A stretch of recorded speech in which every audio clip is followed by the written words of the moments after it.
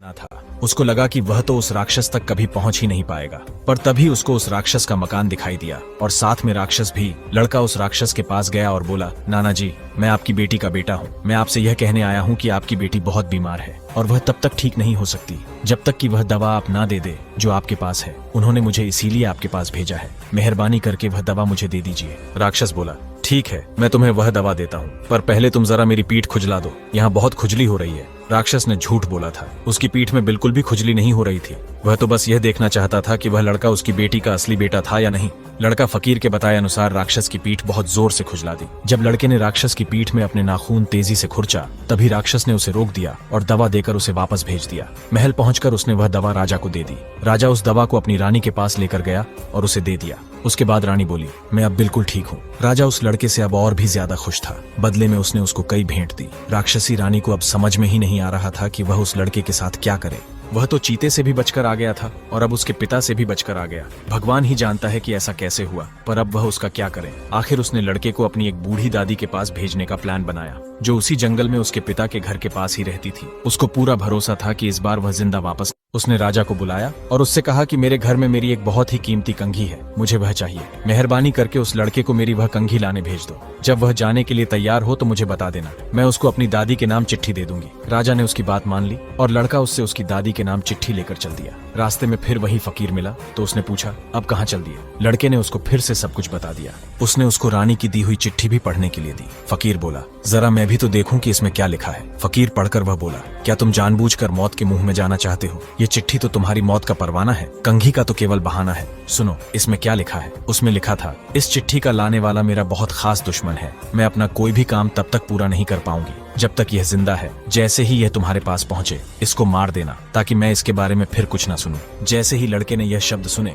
वह तो डर के मारे थर थर कांपने लगा, पर वह राजा को दिया हुआ अपना वादा नहीं तोड़ सकता था। उसने यह पक्का इरादा कर लिया था कि वह राजा का काम पूरा करेगा, चाहे उसकी जान खतरे में ही क्यों ना हो। फकीर ने उस चिट्ठी की जगह दूसरी चिट्ठी लिख के दिया, जिसमें लिखा था, ये मेरा बेटा है, जब यह तुम्हारे पास पहुंचे तो इसका खास ख्याल रखना और इसको बहुत प्यार से। फकीर ने चिट्ठी लड़के को दी और कहा कि वह उसको नानी कहकर पुकारे और उससे बिल्कुल भी डरे नहीं। लड़के ने वह चिट्ठी ली और जंगल की तरफ चल दिया।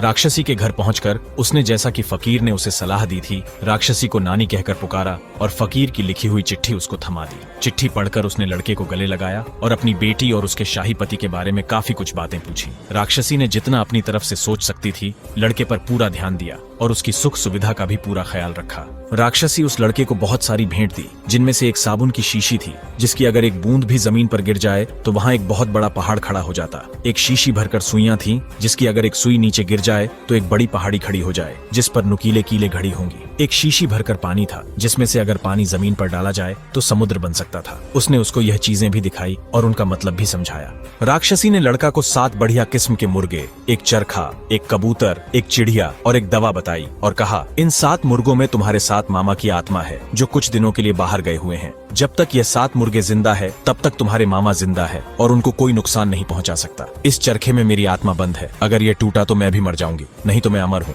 इस कबूतर में तुम्हारे नाना की जिंदगी बंद है और इस चिड़िया में तुम्हारी माँ की जिंदगी बंद है। यह कबूतर और यह चिड़िया जब तक कुशल मंगल है, तुम्हारे नाना और माँ भी सकुशल है और इस दवा को लगाने से एक अंधा भी देख सकता। इतना कह राक्षसी लड़का से बोली, अब बहुत रात हो चुकी है, तुम सो जाओ, कल सुबह कंघी लेकर चल जाना। लड़का राक्षसी को धन्यवाद बोला और सोने चला गया। सुबह को जब राक्षसी नदी पर नहाने गई, तब लड़के ने 7 मुर्गों और कबूतर को मारा और चरखे को जमीन पर मारकर तोड़ दिया। उसी समय राक्षसी, उसका पति और 7 बेटे मर गए। फिर उसने पिंजरे में बंद चिड़िया को पकड़ वह कीमती दवा ली और राजा के महल की तरफ चल दिया। रास्ते में वह अपनी माँ और राजा की दूसरी रानियों का अंधापन दूर करने के लिए रुका। जैसे ही उसने दवा उनकी आंखों पर लगाई, उनकी आंखें बिल्कुल ठीक हो गईं। उसने उन सबको कुएं से बाहर निकाला और सब मिलकर राजा के महल की तरफ चल दिए। महल जाकर लड़के ने अपनी सभी माँ को एक कमरे में इंतजार करने के लिए कहा और फिर वह राजा के पास गया। उसने राजा से कहा, राजा साहब, मैं आपको कई भेद बताना चाहता हूँ। मैं आपसे प्रार्थना करता हूँ कि आप उन्हें ध्यान देकर सुने। आपकी पत्नी एक राक्षसी है और वह मुझे मारने का प्लान बना रही थी, क्योंकि वह यह जानती है कि मैं आपकी कई पत्नियों में से एक पत्नी का बेटा हूँ, जिनको आपने अंधा करके एक सूखे कुएं में डलवा दिया था। वह डरती है कि मैं एक दिन आपकी राजगद्दी का वारिस ना बन जाऊं, इसलिए वह चाहती है कि मैं जल्दी से जल्दी मर जाऊं। मैंने उसके पिता, माता और 7 भाइयों को मार दिया है और अब मैं उसको मारने वाला हूं। उसकी जिंदगी इस चिड़िया में बंद है।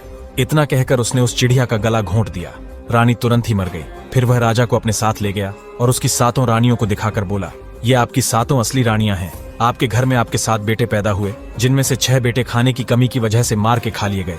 मैं 7वां अकेला जिंदा बच गया। ये सुनकर राजा बिलख बिलख कर रो पड़ा और बोला, ये मैंने क्या किया, मुझे धोखा दिया गया। इसके बाद राजा ने अपने बेटे को राजा बना दिया। नया राजा ने अपनी साबुन से भरी शीशी, जादुई सुई और पानी की जादुई बोतलों के सहारे अपने राज्य से सटे हुए राज्यों को जीतने में सफल रहा। लड़का का पिता अपनी 7 पत्नियों के साथ शांतिपूर्ण जिंदगी बिता